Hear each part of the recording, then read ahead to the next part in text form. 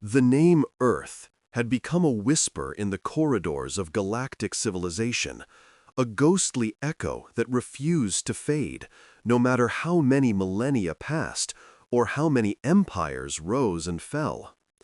To the scholars of the modern age, it was nothing more than a myth, a bedtime tale woven from humanity's ancient pride. To the soldiers and colonists scattered across the spiral arms, it was a forbidden word, one that carried the weight of something too ancient, too powerful, to be spoken lightly. Yet beneath the mockery and the disbelief, there remained an unease, a quiet dread that somewhere, somehow, the myth might still live. In the age of the Celestial Concord, nearly 10,000 standard years after the recorded extinction of humanity, knowledge itself had become a weapon. Libraries spanned moons, and archives reached into the folds of quantum space. Every known species, from the crystalline vore to the hive-born shun, contributed to this grand tapestry of collective intelligence. Yet in all the data, in all the digital fossils of history, one entry remained sealed, redacted beyond comprehension: the Terran origin. The Concord scholars had long given up deciphering it. It was as if the record itself had been deliberately scrubbed clean, not by time, but by something that wanted to be forgotten. And yet, rumors persisted. Explorers spoke of lost systems where the stars refused to shine, of derelict stations broadcasting rhythmic pulses in dead languages, of ships that entered those coordinates and never returned. The signals were faint, almost like ghosts of ancient radio waves, endlessly repeating one fragment of code, a pattern that no modern AI could decode, though some swore it carried a heartbeat's rhythm. In the war-hardened reaches of the galaxy, the Varan Dominion took notice. The Dominion was an empire of precision and order, a species that had long believed themselves the pinnacle of evolution. Their fleets stretched across 100 systems, their technology rivaling that of the oldest surviving civilizations. They considered myths to be a kind of weakness, a distraction of primitive minds.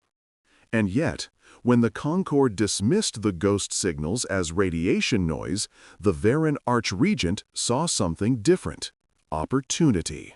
His name was Archregent Sayer Valen, the Silver Crown of the Dominion, and he had ruled longer than most planets had revolved around their suns. From his throne upon the Citadel of Glass, he studied the transmissions brought before him. Low-frequency pulses repeating every 91 seconds, fading in and out like breath. This signal has persisted for over 9 millennia, his analysts told him. Its source lies beyond mapped space, somewhere past the Orion Veil. "Then we will find it," Valon decreed, his voice echoing through the vast chamber. "If this is the remnant of an ancient power, it belongs to the Dominion. And if it is a myth, we shall bury it once and for all." The task fell to Admiral Zyron, commander of the Dominion's 5th Expeditionary Fleet, a veteran of 100 wars, a creature of logic and ruthless efficiency. He had no patience for legends, but orders were orders. And so, under his command, 50 warships gathered in orbit around the Dominion's capital world, their hulls gleaming under the light of artificial suns. From stealth cruisers to dreadnoughts, the fleet was a masterpiece of Varan engineering, an iron armada built to crush whatever lay in their path. Before the jump, the Dominion's priests conducted the ritual of the infinite horizon, a ceremony meant to bless their engines with the favor of logic and victory. Zyron stood unmoving, his scales reflecting the soft glow of plasma torches as the priests chanted. Myths and rituals, he thought bitterly. Even the enlightened still needed their illusions. When the final sigil burned into the void, he gave the command: "Initiate warp drive. Set course for the coordinates of the anomaly. Let us unmask this ghost." One by one, the ships vanished into hyperspace, leaving only afterimages of light behind them. The journey was supposed to take 5 cycles, but halfway through the transit corridor, the first signs of distortion appeared. Navigation AI began to report inconsistencies, temporal drift, gravitational surges, and inexplicable spatial compression. The corridor itself seemed to resist their passage, as though reality were being stretched around them. When they finally broke through the warp veil, all stars disappeared. No sun, no planets, no nebula, only darkness, thick and suffocating. The fleet's instruments flickered, unable to map distances. It was as though they had entered the universe's grave. "Admiral," his helmsman whispered, his voice trembling, "sensors show something ahead." The display came to life, revealing a structure floating in the abyss. It was vast, larger than any known station, its outline blurred by the distortion of space around it. Its surface shimmered with ghostly light, faint and deliberate, pulsing in sync with the very signal that had brought them here. Admiral Zyron leaned forward, his eyes narrowing. The structure was no random debris, no dead relic. It was a monument, designed with purpose, its geometry hauntingly precise, almost human in its symmetry. He felt something stir in his chest, something he could not name. A word rose from the depths of memory, carried from the stories told to him as a hatchling. Terra. He dismissed the thought instantly. "Activate scanners," he ordered coldly. "We will unravel this mystery." As the beams struck the structure, the void shuddered. Lights across the fleet flickered, power dipped, the comms filled with static. Then, through that roaring silence, something ancient stirred. A voice, deep, resonant, and impossibly human, spoke not through the ship's systems, but directly into their minds. "You have come far from home." The fleet froze. Even Zyron felt his blood run cold. The sound carried not just meaning, but emotion, age, power, memory. For the first time in his life, the Admiral of the Dominion did not feel like a conqueror. He felt like a trespasser. And in that moment, the myth of Earth stopped being a legend. It had begun to wake. The moment that voice spoke, every Dominion ship went silent. Engines that had hummed with the energy of controlled stars now throbbed irregularly, their pulses aligning, terrifyingly, with the rhythm of the alien signal. The ship lights dimmed, not by malfunction, but as if the darkness itself was drawing closer, pressing its weight upon the fleet. Crew members stared at their consoles in disbelief as readouts scrambled into incomprehensible lines of human text, words from a language dead for millennia, words that no Varan had ever seen before. Admiral Exran clenched his clawed hands around the edge of the command dais. "What is that?" he demanded. "Translate!" "Impossible, sir," replied the linguistics officer, her voice shaking. "The systems are being overridden. The ship's own core AI, it's talking in that language now." Before anyone could respond, the voice returned, clearer this time, colder, older.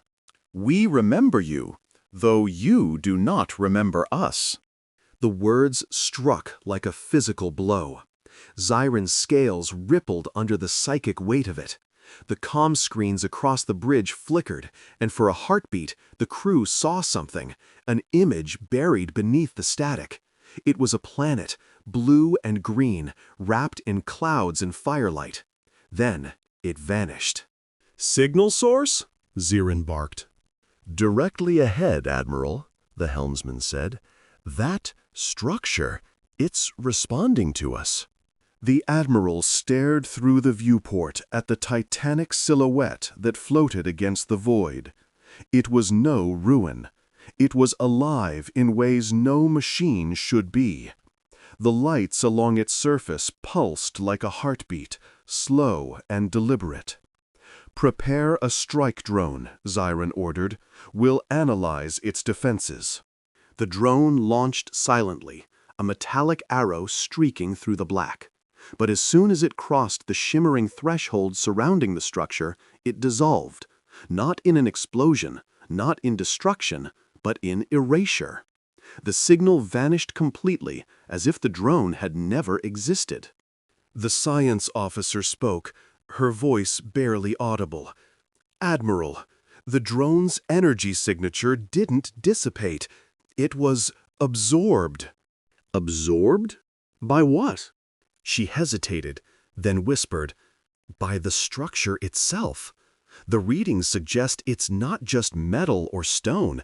It's adaptive matter, self-repairing, self-thinking." Zyron's mind churned. This wasn't some drifting relic. It was an ark, a fortress, a message, and something inside it was aware.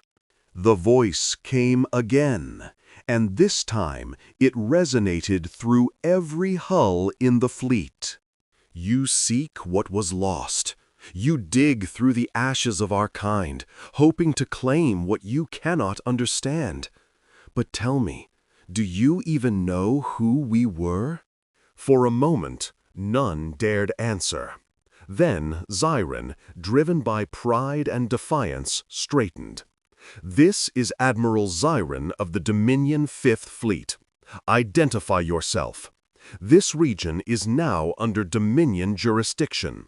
You will yield your identity and purpose or face destruction." Silence followed. Then, impossibly, laughter. A human laugh, rich with both sorrow and amusement. "Destruction?"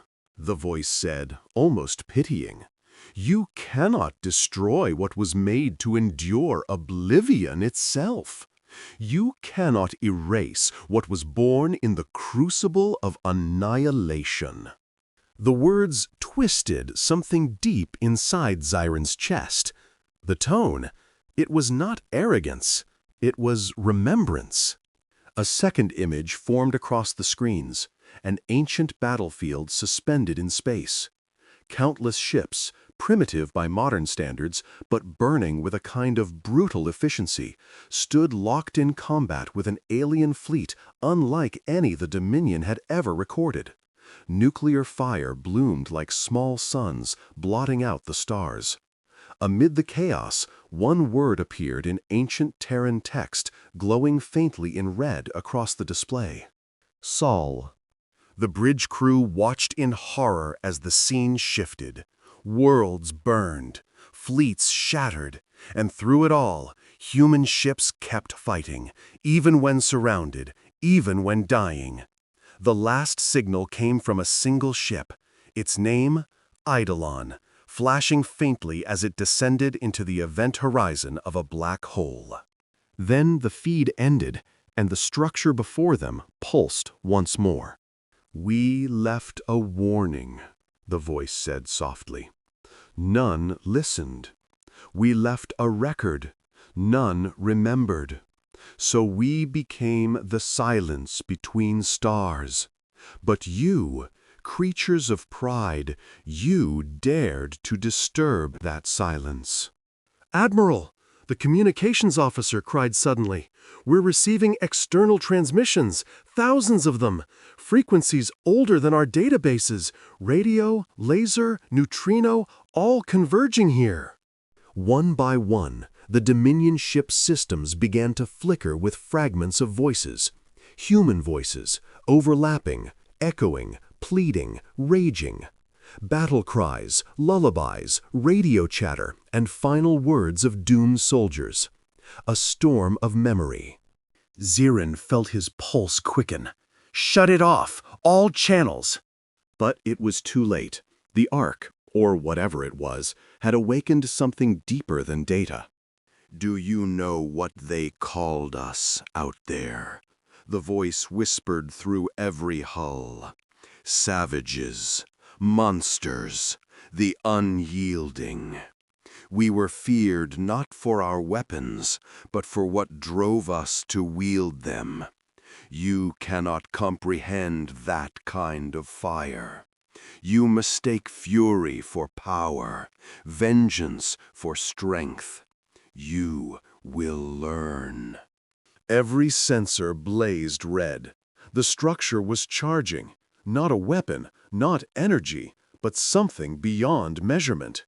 The gravitational field shifted, dragging the Dominion ships into perfect alignment. The void rippled like water. Admiral, we're being locked in. Reverse thrust! Get us out of range! Range? The science officer's voice broke. Admiral, it's everywhere! Then came the sound, not through speakers, not through vibration, but directly through their minds, a deep, resonant hum. It wasn't a weapons roar, it was music. Slow, mournful, beautiful. A human requiem. Every ship in the fleet trembled as the resonance grew, harmonizing with their own reactor cores. Instruments shattered, plasma conduits warped, and the darkness outside turned pale with the reflection of ancient light. Admiral Zirin staggered, eyes wide as realization dawned. The voice had not been speaking to them alone. It was broadcasting across the galaxy. A pulse that would awaken whatever lay buried in forgotten databases and lost archives. You came seeking a myth, the voice thundered. You have found the truth. And now the galaxy will remember who we were. The last thing the Varen fleet saw before their systems went blind was the surface of the Ark splitting open to reveal a symbol glowing brighter than any star, an ancient emblem of blue and white. The insignia of Earth. The Dominion fleet hung motionless, suspended in a lattice of invisible energy that bound their ships in place. Even space itself seemed to hold its breath. What moments ago had been the cold emptiness of the void now felt heavy, like the air before a storm that no world could survive. The human symbol, ancient, simple, yet resonating with impossible gravity, floated across every display, every viewport, every neural interface. It burned into the minds of those who saw it, searing itself into memory like a scar that would never fade. Admiral Zirin stared, unable to look away.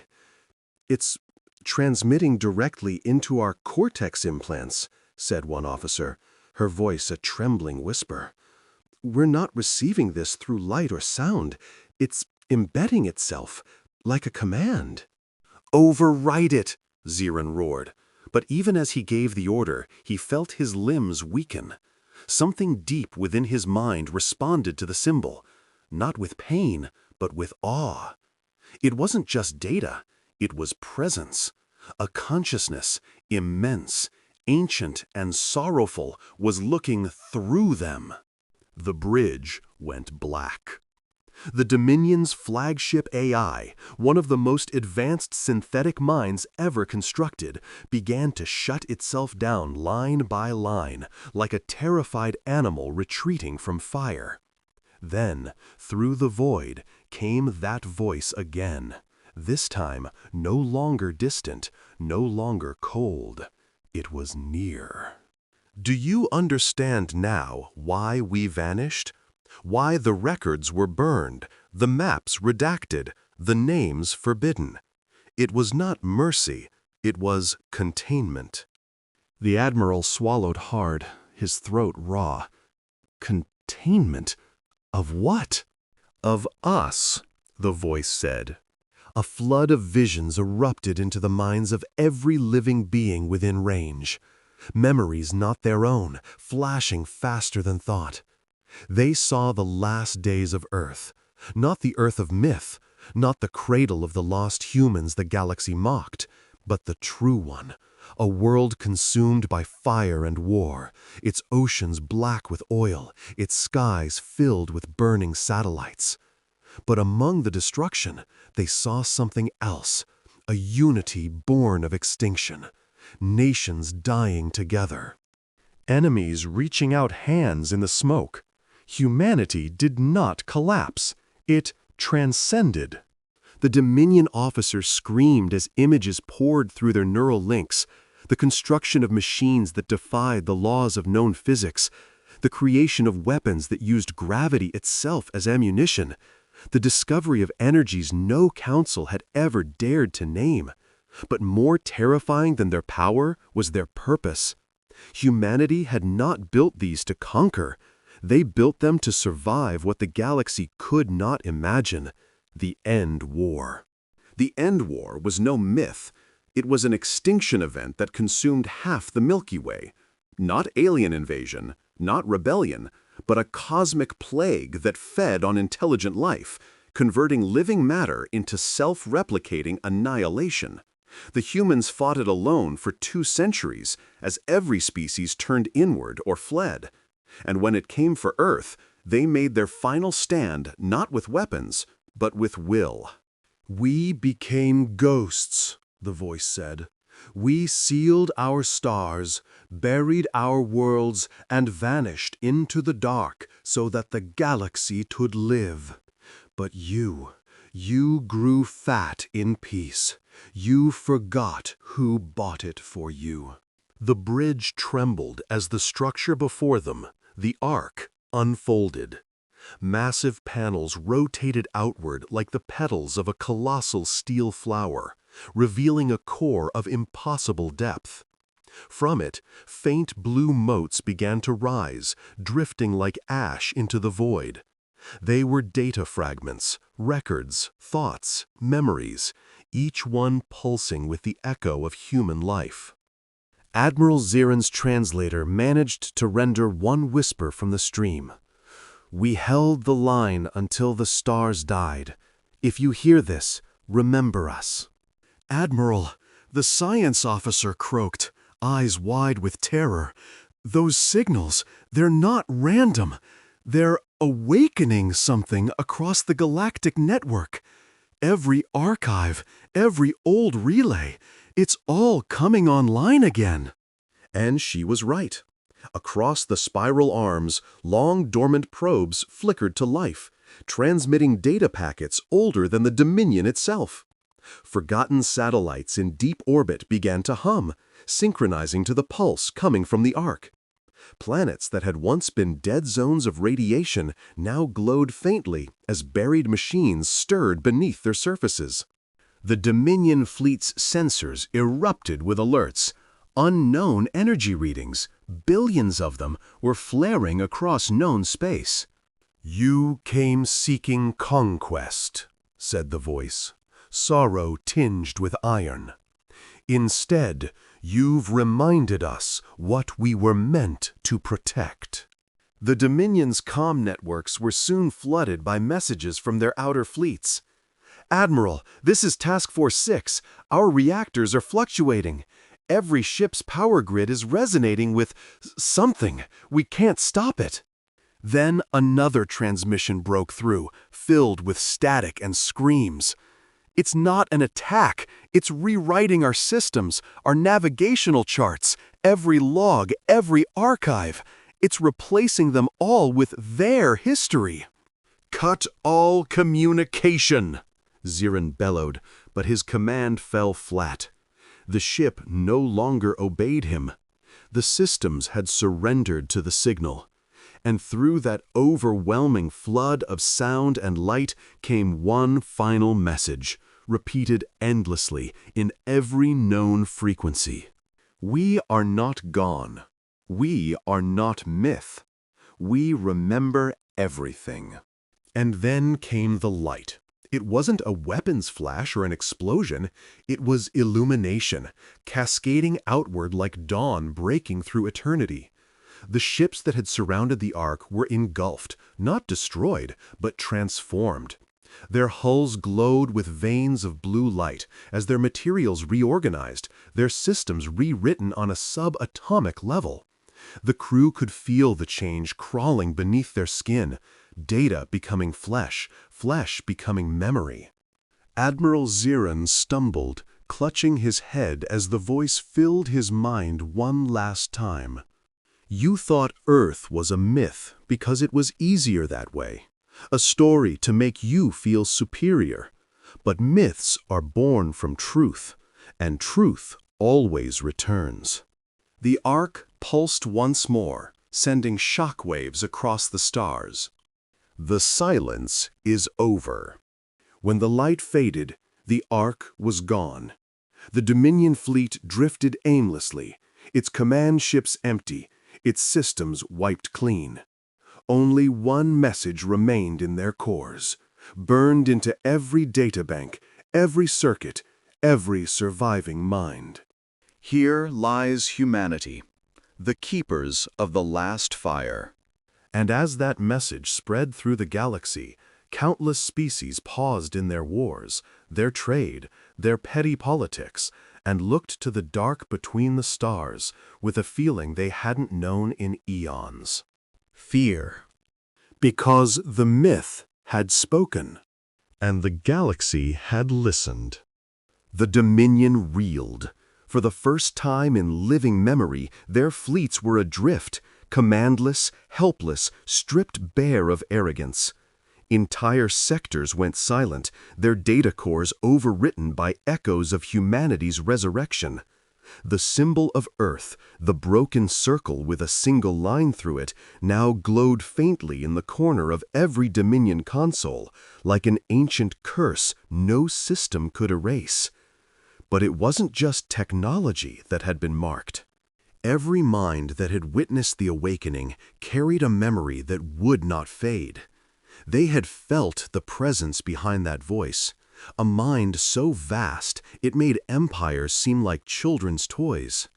Admiral Exiran, or what was left of him, drifted in a med pod aboard his crippled flagship. His neural implants were dead, his fleet dissolved. He had seen the impossible, ships rebuilt into monuments of light, weapons turned to dust, and the very fabric of space warped into living code. The voice of Earth, still echoed faintly in his consciousness, repeating phrases that no translation could fully grasp. He wasn't sure if he was alive or trapped within a dream made by ghosts. But far beyond the Dominion's fractured remnants, something greater was stirring. Across the galactic rim, countless civilizations began to feel the pulse of the Ark's transmission. Ancient ruins buried for millennia began to hum. On the frozen moons of Tau Avalon, a machine long thought to be inert opened its eyes. On the world of Kiros Prime, the suns flickered for 3 days straight before stabilizing, each flare spelling out a single human word: remember. The scholars of the Council of Ten gathered in fear. They had mocked humanity's myth for centuries, calling Earth the cradle that never was, dismissing its stories as propaganda from primitive races longing for origin. But now the evidence could not be denied. The quantum signatures matched no known pattern. They were older than recorded galactic civilization itself. And worse, every transmission from the Ark carried traces of biological neural coding, suggesting that what they had witnessed wasn't a machine intelligence at all. It was human consciousness, alive, vast, networked across the cosmos itself. On the 4th cycle after the awakening, the first retaliation began. Dominion remnants, desperate to reclaim power, attempted to destroy one of the awakened sites on the barren planet R9b. The operation failed before it began. Their fleet arrived in orbit only to find the planet missing. Not destroyed, simply gone. The gravitational footprint remained, but the world had been erased as if plucked clean from existence. Only one signal remained, pulsing faintly where the planet had been. You cannot destroy what has already become part of everything. The council convened an emergency assembly. Fear spread through the delegates. Entire systems began broadcasting messages of surrender to the unknown presence. Priests called it divine retribution. Scientists called it a collective consciousness. But those who had heard the voice firsthand, the Dominion survivors, knew it wasn't retribution. It was reckoning. Humanity was not punishing the galaxy. Humanity was remembering it. Deep within the galactic core, beyond the veil of plasma storms, something began to rise, a structure larger than moons, hidden for eons. It was a ring-shaped fortress, humming with energies that predated the known universe's expansion. As it emerged, the light of surrounding stars dimmed, not from absorption, but from reverence, as though the cosmos itself bent to acknowledge its return. That was when the transmission came again, this time across all known frequencies, in every language ever spoken. You took our silence as extinction. You called our absence weakness. You were wrong. We were the architects of the dawn you inherited, and now, in your arrogance, you sought to bury it. Civilizations trembled. Fleets scrambled. Every leader across the stars tried to respond, to reason, to plead. The replies came too late. The awakening was not an attack. It was a cascade, a chain reaction of remembrance. Every ancient probe humanity had ever sent, every sleeper AI they had seeded across the void, was now fully awake. Their reach extended beyond time and distance. Even the galactic networks built by other species ran on infrastructure whose origins traced back to human engineering. Humanity's fingerprints had always been there, coded beneath languages, beneath data, beneath the foundation of modern civilization itself. "We gave you light," said the voice, mournful yet unrelenting.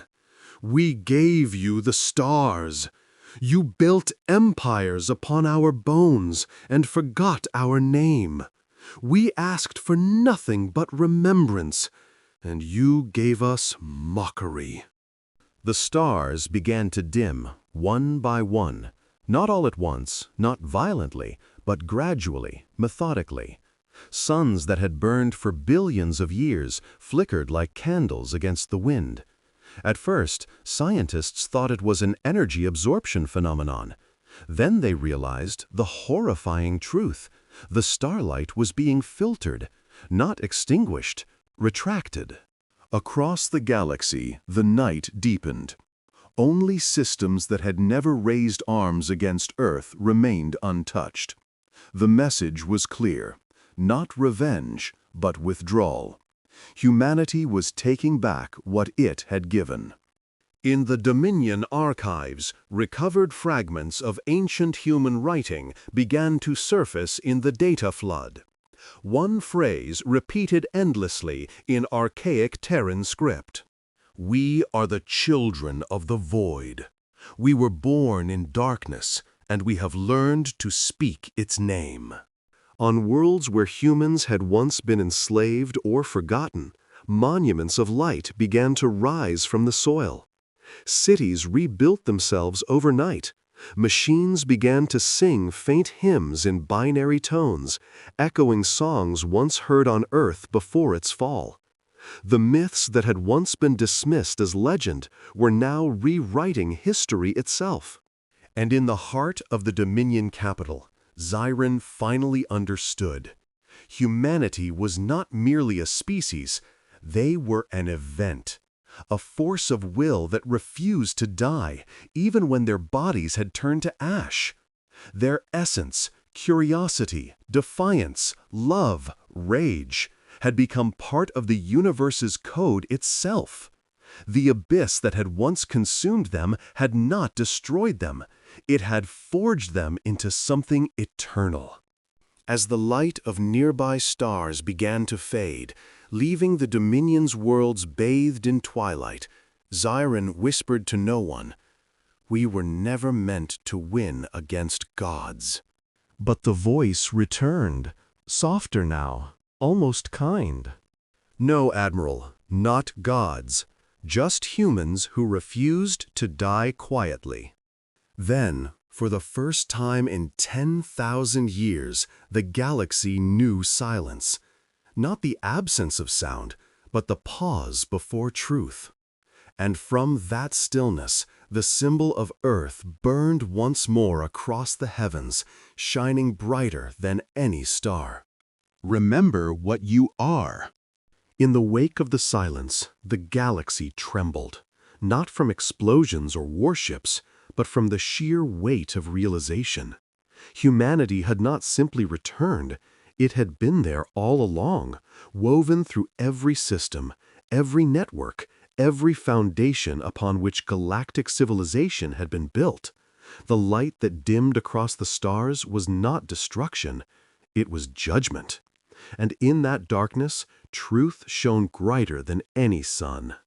Admiral Xiren awoke to find himself no longer aboard his shattered flagship.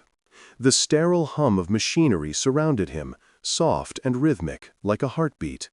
He tried to move, but his body felt weightless. A figure stood before him, human in shape, but composed entirely of light and shadow, a form both impossible and perfect. It spoke not in words, but in layered harmonics that resonated within his thoughts. "You have seen the face of your creation, and you tremble," it said. "But there is no need to fear. We are not your executioners." Xiren struggled to comprehend.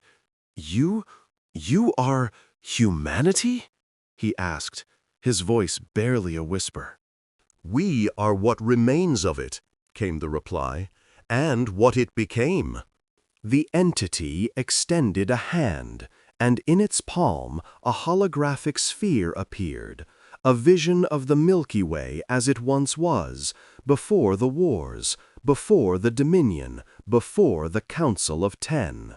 There were fewer worlds then, fewer lights, but the stars burned pure and steady. "Once," the voice continued, "we dreamed of unity. We sent messages into the void, hoping someone would answer, and you did. The galaxy spoke back. But over the millennia, our dream became your weapon. You forgot that we came not to rule, but to learn." The image changed. Stars going out, empires rising and falling, the Dominion's vast fleets consuming entire worlds.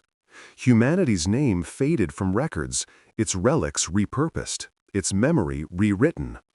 The wars that followed were brutal, endless, and bloody. But then the image shifted again, to something else. A single glowing point, faint but unwavering, pulsing at the edge of the galactic rim. "Even as our species died, we left one thing behind, our will. It was encoded into the fabric of the cosmos itself, seeded in the quantum dust of our passing. You built your civilization upon our bones, and in doing so, you carried our essence forward.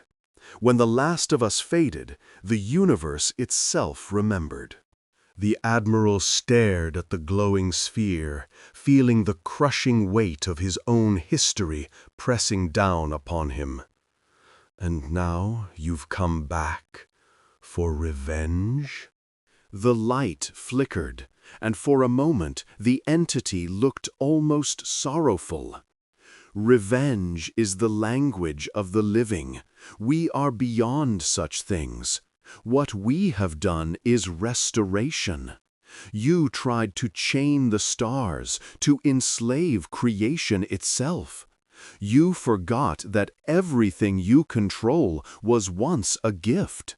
So we took it back, not to punish, but to remind."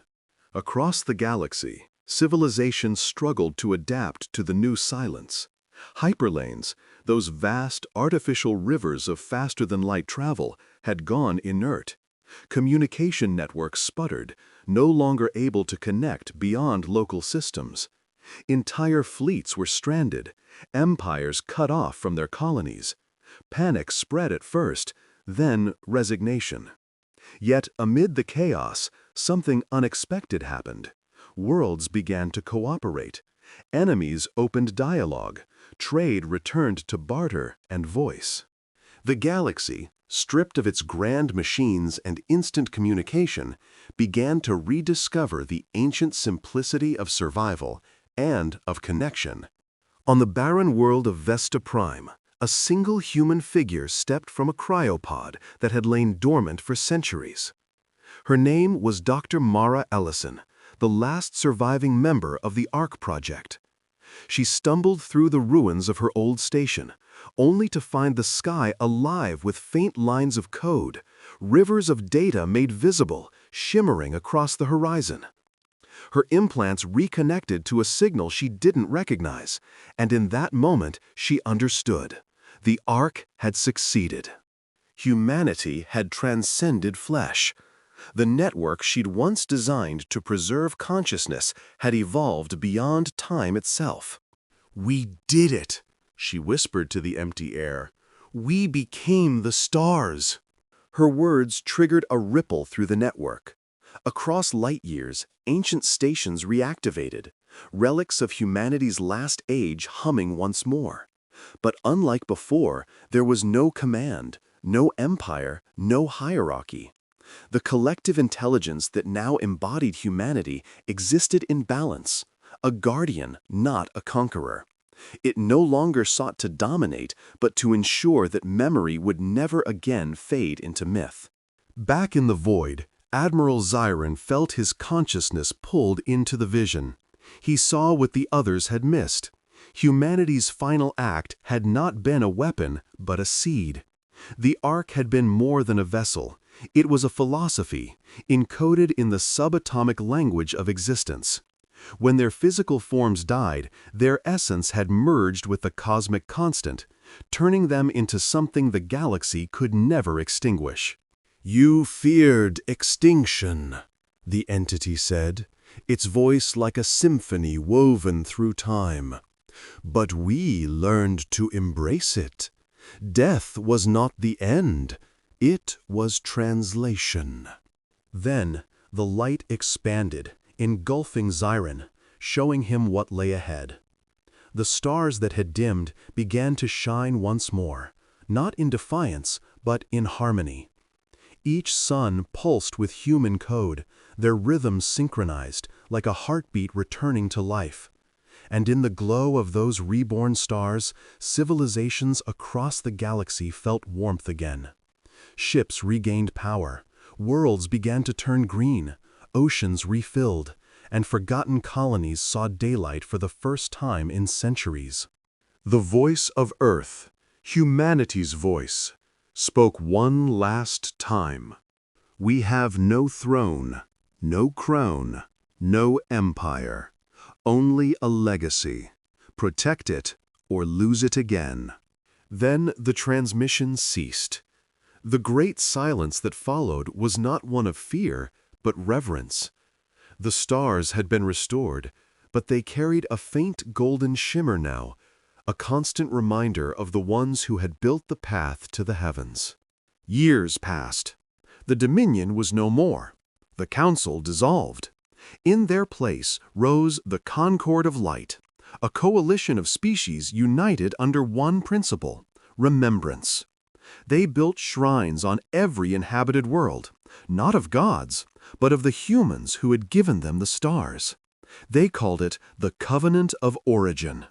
And somewhere deep within the galactic core, where the Ark once slumbered, a new signal began to pulse. Slow, rhythmic, almost like a heartbeat. It was faint, but unmistakable. Humanity was still there, watching, guiding, waiting. Admiral Zyron, now an old man, stood on the observation deck of the rebuilt Concord Citadel and gazed at the heavens. For the first time in his life, he saw not an empire or a battlefield, but a promise fulfilled. The stars glowed brighter, the galaxies danced, and the faint echo of a human voice drifted through the cosmic wind. We were myth once, but myths endure. And as the Admiral closed his eyes, the sky above the Concorde shimmered one last time. Across the blackness of space, the symbol of Earth ignited once more, brighter than ever, etched into eternity. The galaxy fell silent again, but this time it was not fear that filled that silence.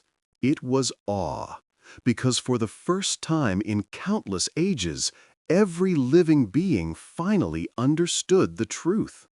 Humanity had never vanished. They had become the universe itself.